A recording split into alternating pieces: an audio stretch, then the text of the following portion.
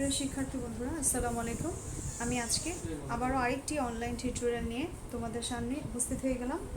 তো আজকে আমি তোমাদের আরেকটি লেকচার নাম্বার দেওয়া আছে এবং আমি দ্বাদশ শ্রেণী ব্যবসা শিক্ষা, আমাদের আলোচ্য বিষয় হচ্ছে ব্যাংক ঋণ প্রাতিষ্ঠানিক উৎস।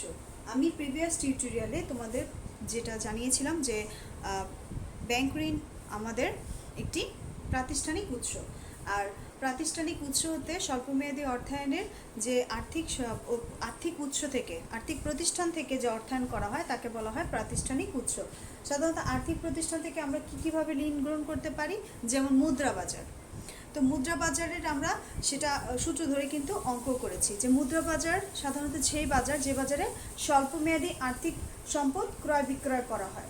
আর মুদ্রা বাজারের ক্ষেত্রে কিন্তু আমাদের দুটি উপায়ে ঋণ গ্রহণ করা হয়ে থাকে। একটা হচ্ছে যে আমরা বাণিজ্যিক কাগজ, আরেকটা হচ্ছে ব্যাংকের স্বীকৃতিপত্র। তো বাণিজ্যিক কাগজ ক্ষেত্রে আমরা কিভাবে ব্যয় নির্ণয় করতে হয় সেটা কিন্তু একটি শিখেছিলাম। আশা করি সবাই ওখান থেকে তোমরা ম্যাথগুলো করেছিলে। আমি কর্মপত্র 4 দিয়েছিলাম।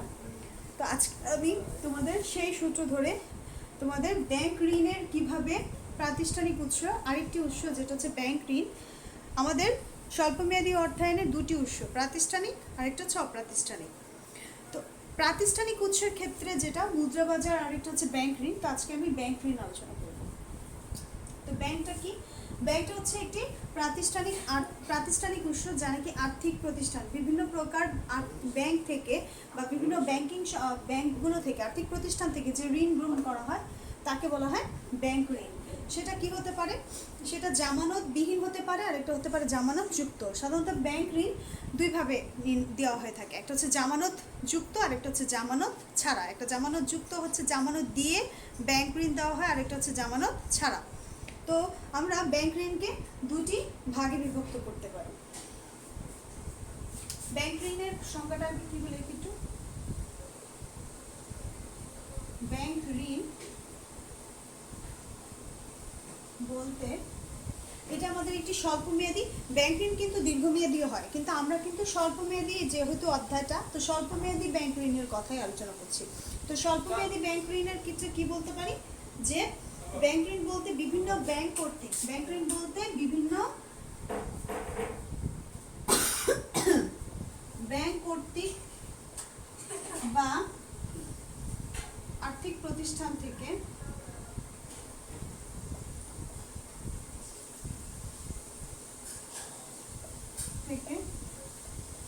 ঋণ গ্রহণ করাকে বোঝায়। কি হতে পারে? যে নির্দিষ্ট ব্যাংক থেকে বা বিভিন্ন প্রকার ব্যাংক থেকে বা বিভিন্ন আর্থিক প্রতিষ্ঠান থেকে যে ঋণ গ্রহণ করা, সেই ঋণটা কিন্তু হতে পারে নির্দিষ্ট সুদের হারে, নির্দিষ্ট পরিমাণ অর্থ। তার মানে কি হতে পারে? যে নির্দিষ্ট সুদের হারে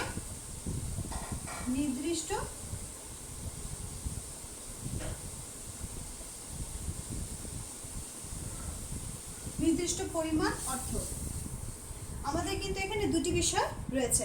একটা হচ্ছে বিভিন্ন ব্যাংক কর্তৃক যে আর্থিক প্রতিষ্ঠানগুলো সেইখান থেকে ঋণ গ্রহণ করা যায়, কিন্তু নির্দিষ্ট সুদের হারে, একটা নির্দিষ্ট সুদ প্রদান করতে হবে এবং নির্দিষ্ট পরিমাণ অর্থই তাকে দেওয়া হবে। তো এই ব্যাংক ঋণের ক্ষেত্রে কিন্তু আমরা বলেছিলাম প্রিভিয়াস টিউটোরিয়ালে যে বাণিজ্যিক কাগজের ব্যয় কিন্তু কম হয়, আর বাণিজ্যিক কাগজ কিন্তু বৃহত্তর নামকরা প্রতিষ্ঠানগুলো তাদের বাণিজ্যিক কাগজ মুদ্রা বাজারে বিক্রয় করে অর্থসংস্থান করতে পারে। এক্ষেত্রে কেন ব্যয় কম হয়? কারণ আমরা বলেছি লিখিত মূল্য বাণিজ্যিক কাগজের বিক্রয় মূল্য থেকে সবসময় বেশি হবে, লিখিত মূল্যটা বেশি, বিক্রয় মূল্যটা কম। সেটা আমরা আলোচনা করেছি এবং ম্যাথও করেছি। তো আজকে আমরা বাণিজ্যিক কাগজের যে পরবর্তী ব্যাংক ঋণটা কি, ব্যাংক ঋণের কি কয়ভাবে ব্যাংক ঋণ করতে পারে। তো ব্যাংক ঋণ সাধারণত দুটি ভাবে দিয়ে থাকে। ব্যাংক ঋণ দুই ধরনের হয়। ব্যাংক ঋণ সাধারণত দুই ধরনের হয়, একটা হচ্ছে জামানত যুক্ত, একটা হচ্ছে জামানত যুক্ত, আরেকটা হচ্ছে জামানত বিহীন। আমি জামানত বিহীনটা আগে লিখি।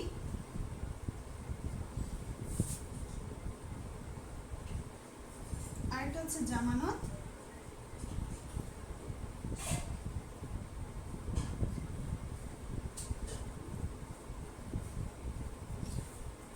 জামানতবিহীন ব্যাংক ঋণ,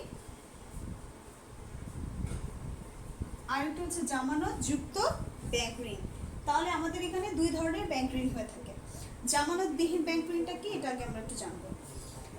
জামানতবিহীন ব্যাংক ঋণ হচ্ছে সেই ধরনের ব্যাংক ঋণ যা নাকি কোনো স্থাবর অস্থাবর সম্পত্তি জামানতের না রেখে, জামানতবিহীন যেহেতু জামানত ছাড়া, তার মানে কোনো স্থাবর অস্থাবর সম্পত্তি ব্যাংকের কাছে জামানত হিসেবে না রেখে যে ঋণ প্রদান করা হয় তাকে বলা হয় ব্যাংক ঋণ, জামানতবিহীন ব্যাংক ঋণ। তার মানে কি, যে ঋণের ক্ষেত্রে ঋণ গ্রহণ যে করে তাকে বলা হয় ঋণ গ্রহীতা। তাহলে ঋণ গ্রহীতা ব্যাংকের কাছে কি করে, জামানত রাখে না, এটা হচ্ছে জামানতবিহীন। তার মানে ঋণ গ্রহীতা যখন ব্যাংকের কাছে কোনো স্থাবর অস্থাবর সম্পত্তি জামানত না রেখে ঋণ গ্রহণ করে তাকে বলা হয় জামানতবিহীন ব্যাংক ঋণ।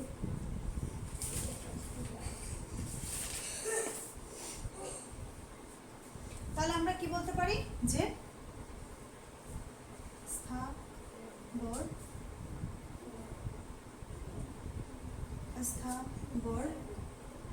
সম্পত্তি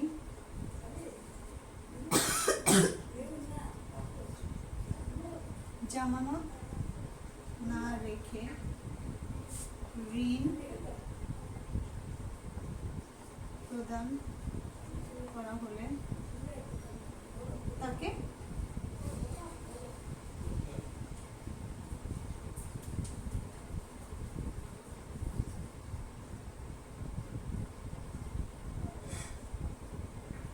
আমরা জানি যে জামানতবিহীন ব্যাংক ঋণ বলতে স্থাবর অস্থাবর সম্পত্তি জামানত না রেখে ঋণ প্রদান করা হয়। তার মানে কোনো জামানত এখানে রাখা হবে না, যে ঋণ গ্রহীতা তাকে কোনো জামানত ব্যাংকের কাছে রাখবে না। তাহলে স্থাবর অস্থাবর সম্পত্তি জামানত না রেখে ব্যাংক ঋণ গ্রহণ করা, এটা কোন ধরনের ঋণ হতে পারে? এ ধরনের ঋণ সাধারণত তিন ধরনের হতে পারে, বা এ ধরনের ঋণ সাধারণত তিন ধরনের ঋণের ক্ষেত্রে এই ধরনের জামানত দেওয়া লাগে না। তার তিন ধরনের কি কি হতে পারে? একটা হচ্ছে আমাদের যে সাধারণত আমরা যেটা করি সেটা হচ্ছে ঋণ রেখা, তারপর একটা হচ্ছে ঘূর্ণায়মান ঋণ, আর একটা হচ্ছে লেনদেন ঋণ। তাহলে ঋণ রেখাটা কি?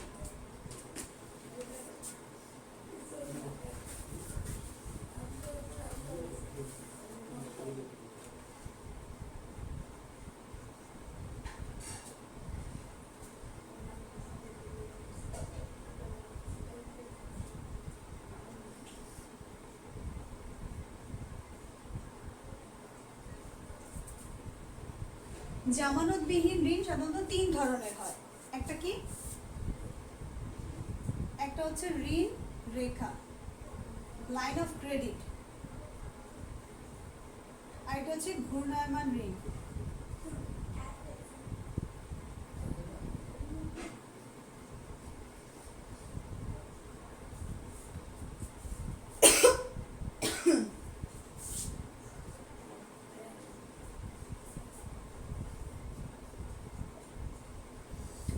একটা হচ্ছে ঘূর্ণায়মান, একটা হচ্ছে লেনদেন ঋণ, আর একটা হচ্ছে ঋণ রেখা, একটা ঘূর্ণায়মান ঋণ, আর একটা হচ্ছে লেনদেন ঋণ। তো কোনটা কি সেটা একটু বলি।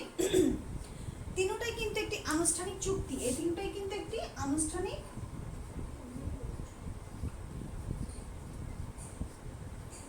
চুক্তি।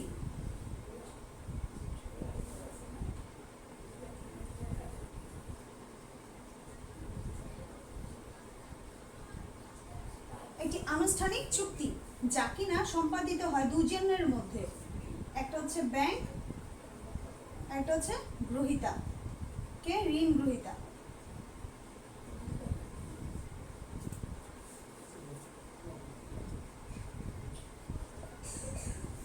এই ব্যাংক বা ঋণদাতা এবং ঋণ গ্রহীতা এই দুইজনের মধ্যে যে আনুষ্ঠানিক চুক্তি, সেই চুক্তিগুলো এই তিনটা কি, ঋণ রেখাটা কি?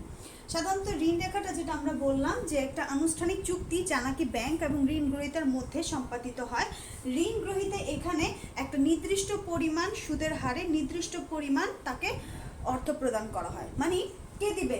ব্যাংক দিবে। তাহলে ব্যাংক যে ঋণ রেখা বা যে ঋণের ক্ষেত্রে ব্যাংক নির্দিষ্ট পরিমাণ সুদের হারে নির্দিষ্ট পরিমাণ অর্থ প্রদান করে তাকে বলা হয় ঋণ রেখা, লাইন অফ ক্রেডিট। তাহলে আমরা এটা সংখ্যা বুঝলাম। সংখ্যাটা এরকম যে ঋণ রেখা একটি আনুষ্ঠানিক চুক্তি যা ব্যাংক এবং ঋণ গ্রহীতার মধ্যে সম্পাদিত হয়। ব্যাংক ঋণ রেখার ক্ষেত্রে নির্দিষ্ট পরিমাণ সুদের হারে নির্দিষ্ট পরিমাণ অর্থ প্রদান করে থাকে, তাকে বলা হয় ঋণ রেখা। যেমন 1 লক্ষ টাকা ঋণে 10% সুদ, তাহলে এটা হচ্ছে এই 10%টা সুদটা হচ্ছে 1 লক্ষ টাকার নির্দিষ্ট সুদের হার। এই হচ্ছে ঋণ রেখা। 2 নাম্বার, ঘূর্ণায়মান ঋণ। ঘূর্ণায়মান ঋণ হচ্ছে এটিও একটি আনুষ্ঠানিক চুক্তি এবং এটি ব্যাংক এবং ঋণ গ্রহীতা বা ঋণদাতা এবং ঋণ গ্রহীতার মধ্যে সম্পাদিত হয় এবং ব্যাংক এক্ষেত্রে ঋণ গ্রহীতাকে তার ঋণের সর্বোচ্চ সীমা পর্যন্ত ঋণ দিয়ে থাকে। মানে এখানে ঋণ গ্রহীতা ঋণ নেওয়ার ক্ষেত্রে সর্বোচ্চ সীমা পর্যন্ত ঋণ নিতে পারবে। তার মানে কি, ব্যাংক তাকে ঋণ গ্রহীতাকে একটা সুযোগ দিচ্ছে যে আপনি সর্বোচ্চ সীমা পর্যন্ত, ওই সীমাটার মধ্যে সর্বোচ্চ সীমা পর্যন্ত আপনি ঋণ গ্রহণ করতে পারবেন। এইটা ঋণ গ্রহীতার একটি সুযোগ দেওয়া হয়। কিন্তু এক্ষেত্রে আপনার জামানত কিছু রাখতে পারবেন না, মানে এক্ষেত্রে আপনার জামানত রাখার দরকার নেই। তাহলে ঘূর্ণায়মান ঋণটা কি, যে আনুষ্ঠানিক চুক্তি যা ব্যাংক এবং ঋণ গ্রহীতাকে একটি সর্বোচ্চ সীমা পর্যন্ত ঋণ প্রদানের সুযোগ প্রদান করে। ক্লিয়ার? আচ্ছা, আবার 3 নাম্বারটা হচ্ছে লেনদেন ঋণ। লেনদেন ঋণটা কি? লেনদেন ঋণ হচ্ছে যে ঋণের একটি আনুষ্ঠানিক চুক্তি এবং যে ঋণটা ঋণদাতা এবং ঋণ গ্রহীতার মধ্যে একটি আনুষ্ঠানিক চুক্তি যা ঋণদাতা মানে ব্যাংক ঋণ গ্রহীতাকে কোনো নির্দিষ্ট কাজে বা বিশেষ কোনো উদ্দেশ্যে ঋণ প্রদান করে থাকে। মানে সে যদি কোনো নির্দিষ্ট কোনো উদ্দেশ্যে, ঋণ গ্রহীতা যদি কোনো উদ্দেশ্য এবং কোনো নির্দিষ্ট কাজের জন্য ঋণ নিয়ে থাকে, সেই বিশেষ উদ্দেশ্য বা কাজের জন্য যে ঋণটা দেওয়া হয় তাকে বলা হয় লেনদেন ঋণ। সেটা অবশ্যই স্বল্পমেয়াদী হতে হবে। আর এক্ষেত্রে যে জামানত সেটা দেওয়া লাগে না, কারণ আমরা জানি এই 3টার ক্ষেত্রে কোনো জামানত দেওয়া লাগে না, জামানতবিহীন। তো ক্লিয়ার? আমরা প্রথমে আবার একটু ক্লিয়ার করে নিচ্ছি। ঋণ রেখা হচ্ছে এই তিনটাই কিন্তু একটা আনুষ্ঠানিক চুক্তি, চুক্তিটা সম্পাদিত দুটি পক্ষের মধ্যে, একটা হচ্ছে ব্যাংক আর একটা ঋণ গ্রহীতা। তো এই চুক্তিটার ক্ষেত্রে ঋণ রেখার ক্ষেত্রে নির্দিষ্ট পরিমাণ সুদের হারে নির্দিষ্ট পরিমাণ অর্থ প্রদান করা হয়। কাকে দেওয়া হয়? ঋণ গ্রহীতাকে। আর ঘূর্ণায়মান ঋণের ক্ষেত্রে ঋণ গ্রহীতা সর্বোচ্চ সীমা পর্যন্ত ঋণের সুযোগ সুবিধা পাবে। লেনদেন ঋণের ক্ষেত্রে ঋণ গ্রহীতা কোনো নির্দিষ্ট কোনো বিশেষ কোনো সুযোগ, বিশেষ কোনো উদ্দেশ্যে বা কাজের জন্য সে ঋণ গ্রহণ করে থাকে, এই উদ্দেশ্যে লেনদেন ঋণ দেওয়া হয়। এই হচ্ছে আমাদের জামানতবিহীন ঋণের 3টি ধরন। আজকে আমরা এই 3 ধরনের ব্যাংক ঋণের পাশাপাশি কিন্তু আমাদের যে ব্যাংক ঋণের ব্যয়, এই ব্যয়টা কিভাবে নির্ণয় করতে হয় সেটাও কিন্তু আমাদের জানবো। তো ব্যাংক ঋণের ব্যয় নির্ণয়ের ক্ষেত্রে আমরা আজকে ব্যাংক ঋণের ব্যয় নির্ণয়, এটাকে আমরা বলবো cost of bank loan. Cost of bank loan, এটা হচ্ছে সূত্র নাম্বার 8। আমরা আজকে সূত্র নাম্বার 8 শিখব। ব্যাংক ঋণের ব্যয় কিভাবে নির্ণয় করা হয়, যে ব্যাংক ঋণের ব্যয়কে আমরা জানি KBL। এই সূত্রটা হচ্ছে cost of bank loan, P minus CB minus I into 360 divided by DM into 100। আমি কিন্তু সূত্রটা পুরোটা ভাঙিনি এখনো। এইটা সূত্র নাম্বার 8 আর এটা হচ্ছে সূত্র number 9। KBL I P minus CB into 360 DM into 100। এখন আমরা এটা কখন বসাবো আর এটা কখন বসাবো? সাধারণত কিসের ব্যয় বের করছি? ব্যাংক ঋণের। তো ব্যাংক ঋণের ক্ষেত্রে ঋণ গ্রহীতা ব্যাংকে কি দিবে? ঋণ গ্রহীতা ঋণদাতাকে সুদ দিবে, যেহেতু ঋণ নিচ্ছে। তাহলে নির্দিষ্ট সুদের যে সুদটা, সেই সুদটার ক্ষেত্রে এই সূত্রটা চেঞ্জ হবে। যদি সুদ, এক্ষেত্রে দুইটি আলাদা সূত্র, এই কারণে এখানে সুদ বছরের শুরুতে দেওয়া হবে বা নির্দিষ্ট সময় শুরুতে, এবং সুদটা নির্দিষ্ট সময়ের শেষে প্রদান করা হয়। তাহলে এইটা কখন শুরুতে কোনটা শেষে একটু দেখে নিই। এটা যখন সুদ পরিশোধ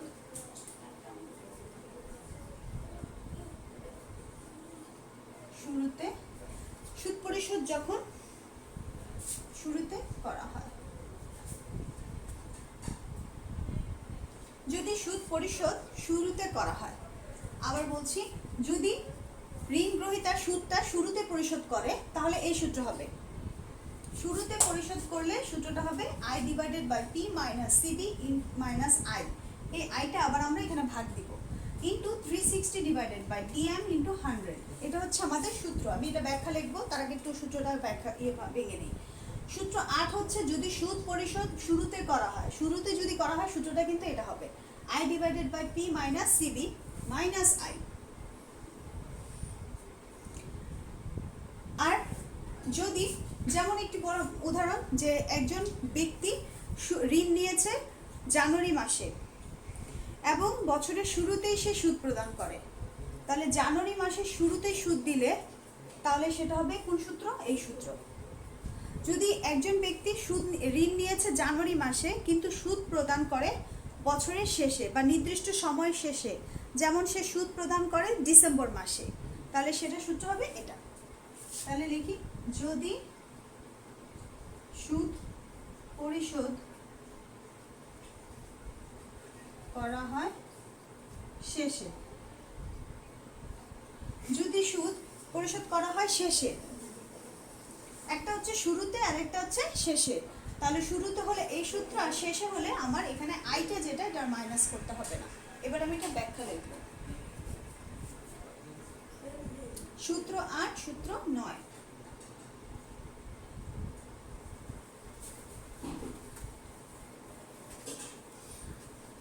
আমাদের সূত্রটার ক্ষেত্রে প্রথমে আমরা ব্যাখ্যাগুলো লিখে নিচ্ছি, তার আগে আমরা একটু অঙ্ক করি এবং ব্যাখ্যাটাও লিখে নিই। আচ্ছা, তার আগে অঙ্কটা ব্যাখ্যাটাও লিখে দিচ্ছি। সাধারণত মাথায় রাখবা যে যদি কোনো সুদ অঙ্কের ক্ষেত্রে সুদের কথা বলা না থাকে, যে কখন সুদ প্রদান করা হয়, বছরের শুরুতে নাকি শেষে, এরকম কিছু বলা না থাকলে আমরা ভেবে নেব যে সুদটা বছরের শেষেই পরিশোধ করা হয়। ঠিক আছে, তাহলে আমরা দ্বিতীয় সূত্রটা মানে 9 নম্বর সূত্রটা ব্যবহার করব। তাহলে আমরা এটা সূত্র ধরেই করি, I equals to P minus CB into 300 right DM into 100। আর এটা ধরে আমি একটি অঙ্ক করব।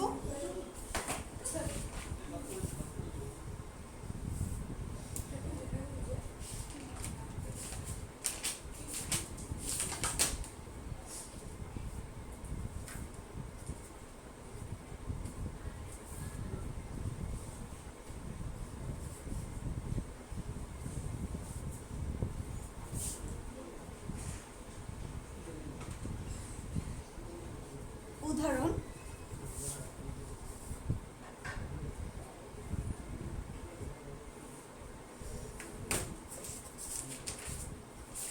আচ্ছা এই উদাহরণ তো তোমাদের করতে দেই, আজকে একটি কর্মপত্র করি। এটার সূত্রটা এটা হবে, কর্মপত্র 2 এর 5 নং পেজ নাম্বার হচ্ছে 409। আমরা অঙ্কটা একটু সংক্ষেপে লিখে ফেলবো। শাহিন কোম্পানি এবি ব্যাংক থেকে 1 বছর মেয়াদি 12% সুদে 1 লক্ষ টাকা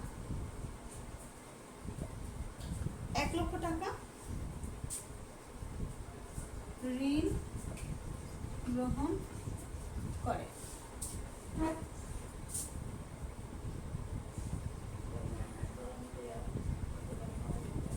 ঋণের সুদ, কথাটা একটু খেয়াল করে দেখবে, ঋণের সুদ বছরের শুরুতেই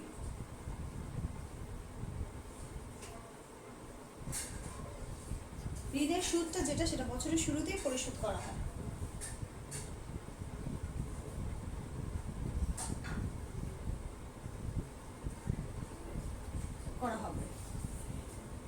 উদ্ধৃত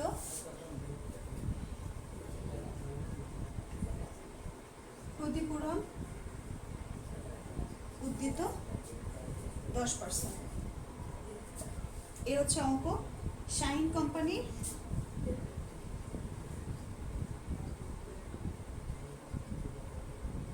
ব্যাংক ঋণের ব্যয় কত, এটা হচ্ছে অঙ্ক। তো আমরা অঙ্কটা একটু ক্লিয়ার হই। শাইন কোম্পানি এবি ব্যাংক থেকে 1 বছর মেয়াদি, কয় বছর মেয়াদি? 1 বছর। 1 বছরে ডিএম কত হয়? 1 বছরে 360 দিন। তাহলে 360কে যদি 360 দিয়ে ভাগ দিয়ে থাকে 1, তাহলে এখানে 1 বছর, যেহেতু এখানে আর কিছু মেয়াদ ডিএম আসবে না। আচ্ছা, 1 বছর মেয়াদি 12% সুদে, মানে সে বেবি ব্যাংক থেকে কত পার্সেন্ট সুদে? 12% সুদে, মানে এবি ব্যাংকে তাকে শাইন কোম্পানিকে 12% সুদ দিতে হবে। 1 লক্ষ টাকা ঋণ গ্রহণ করেছে, 1 লাখ টাকা ঋণ নিয়েছে। ঋণের সুদ বছরের শুরুতেই পরিশোধ করতে হবে। ঋণের সুদটা আমরা জানি দুই ভাবে দেয়, একটা হচ্ছে বছরের শুরুতে দেওয়া হয় আর একটা হচ্ছে বছরের শেষে। তো শুরুতে যদি দেওয়া হয় তাহলে আমরা এই সূত্রটা ব্যবহার করব।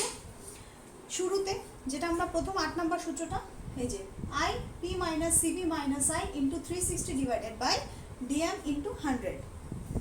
এখন এখানে আমাদের যে প্রত্যেকটা সূত্রের ব্যাখ্যা সেটা কিন্তু আমি করি নাই।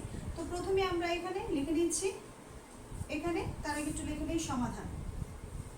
আমি একটু মুছে নিই অঙ্কটা।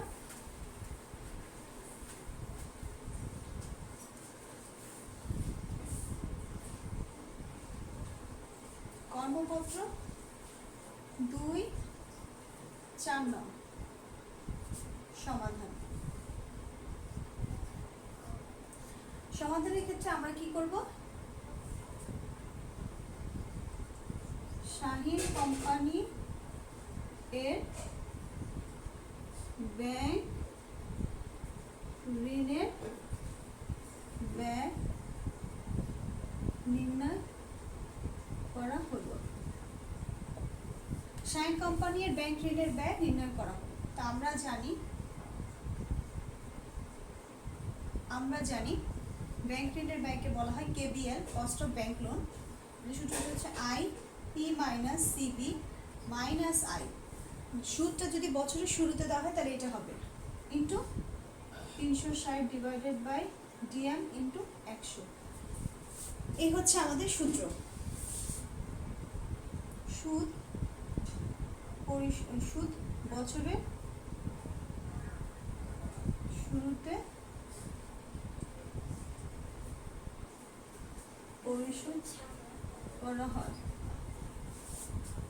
তাহলে এই সূত্রটা হবে 360। হ্যাঁ, এখন আমরা এখানে লিখে নিই, আমি একটু ব্যাখ্যাটা লিখে নিচ্ছি। এখানে আই হচ্ছে মূলধন, আমার আই হচ্ছে মূলধন বা আসল টাকা, আমরা যেটা জানি।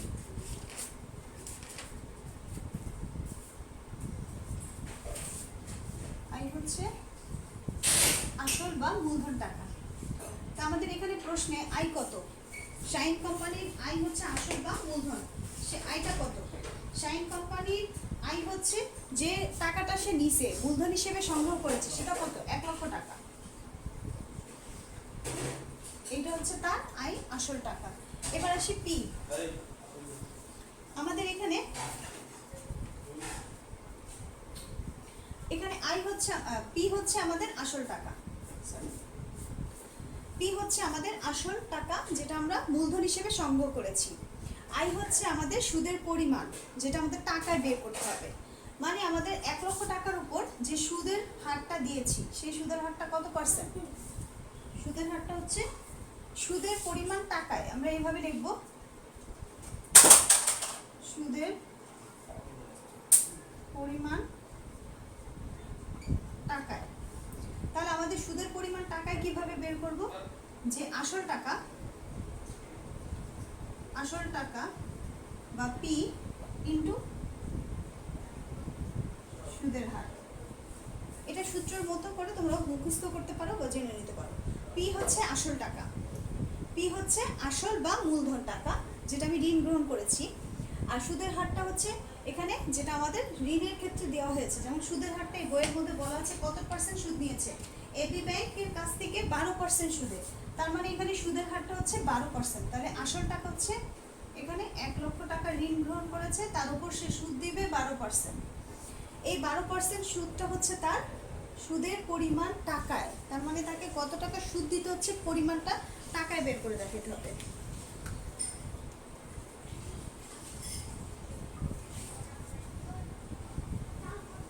12,000 টাকা, তার মানে 1 লক্ষ টাকায় তাকে সুদ দিতে হবে 12,000 টাকা। এই সুদের পরিমাণটা আমরা টাকায় বের করে দেখাবো। কিভাবে বের করবো? এই যে পি ইন্টু সুদের হার। এতটুকু ক্লিয়ার? এবার আসি আমাদের সিবি। সিবি মানে হচ্ছে ক্ষতিপূরণ উদ্দিত।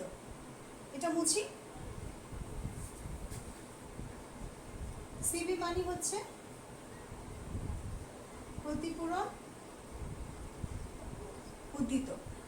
ক্ষতিপূরণ উদ্দিত হচ্ছে কম্পেনসেটিং ব্যালেন্স, যেটা এমন একটি ক্ষতিপূরণ হিসেবে রাখতে হয়। এটা ঋণ গ্রহীতা, ঋণ দাতা যেটা ব্যাংক, সে ব্যাংক সবসময় ক্ষতিপূরণ উদ্দিত হিসেবে রেখে দেয়। যদি এটা যেহেতু জামানতবিহীন একটা ব্যাংক ঋণ, তো এই ক্ষেত্রে কিন্তু ব্যাংকের এই ঋণটা কিন্তু না পাওয়ার সম্ভাবনা রয়েছে, তো সেক্ষেত্রে এটা ক্ষতি হতে পারে ব্যাংকের, সেজন্য সে ক্ষতিপূরণ উদ্দিত রেখে দেয়। আর এটা প্রশ্নে যখন বলে দিবে ক্ষতিপূরণ উদ্দিত সিবি, সেটা পার্সেন্ট আকারে দেওয়া থাকবে, অথবা এটা টাকার পরিমাণও বলা থাকবে যে ক্ষতিপূরণ উদ্দিত পরিমাণ হচ্ছে এত টাকা। তো এখানে কিন্তু উদ্দিত পার্সেন্ট করে বলে দিতে পারে, তখন আমরা কি করব? পার্সেন্ট যদি বলে দেয় তখন আমরা সেটা আসল যে মূলধন টাকাটা সে টাকার উপর ধার্য করবো। তখন কি বলেছে দেখি,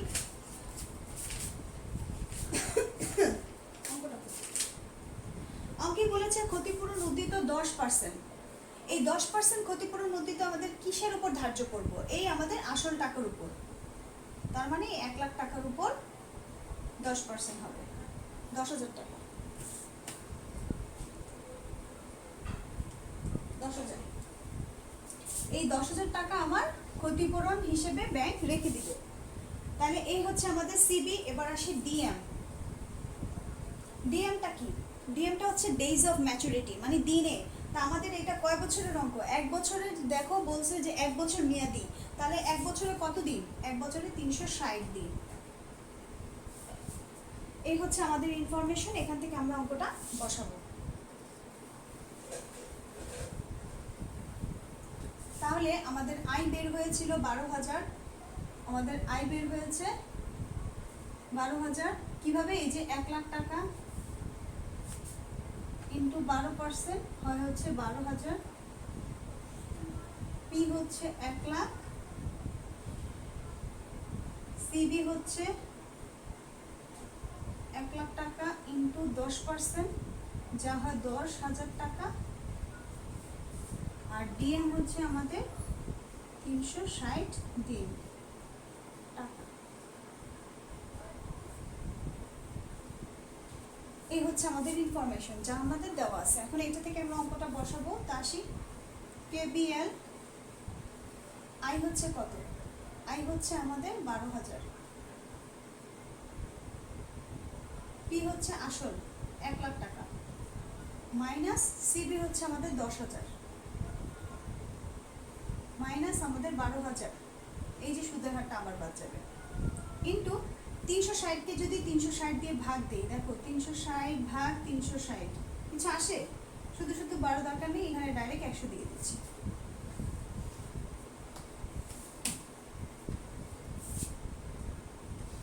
এক লাখ মাইনাস 12,000 মাইনাস 10,000,